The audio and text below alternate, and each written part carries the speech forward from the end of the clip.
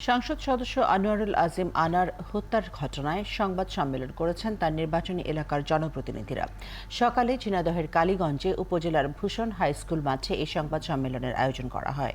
এতে উপজেলা চেয়ারম্যান জাহাঙ্গীর সিদ্দিকী ঠান্ডু, পৌর মেয়র আশরাফুল আলম আশরাফ সহ তার নির্বাচনী এলাকার 14টি ইউনিয়ন এবং পৌরসভার জনপ্রতিনিধিরা উপস্থিত ছিলেন। এছাড়াও স্থানীয় আওয়ামী লীগ ও অঙ্গ সংগঠনের নেতাকর্মীরা এতে অংশ নেন।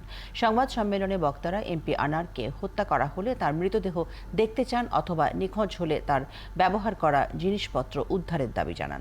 সেই সাথে হত্যার সঙ্গে জড়িত সকলকে শনাক্ত করে আইনের আওতায় আনার পাশাপাশি তার বিরুদ্ধে অপপ্রচার বন্ধেরও দাবি জানান বক্তারা।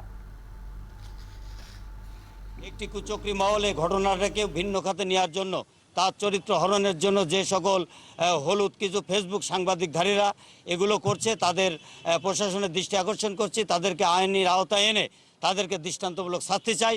এবং এই হত্যার সাথে, অপহরণের সাথে যারাই যুক্ত হোক না কেন, যত বড় পাওয়ারফুলই হোক, তাদেরকে চিহ্নিত করে তাদের মুখোশ উন্মোচন করে অচিরেই যাতে বাংলাদেশের মাটিতে তাদের বিচার নিশ্চিত করা হয়, এটাই হচ্ছে আমাদের আজকের মূল দাবি।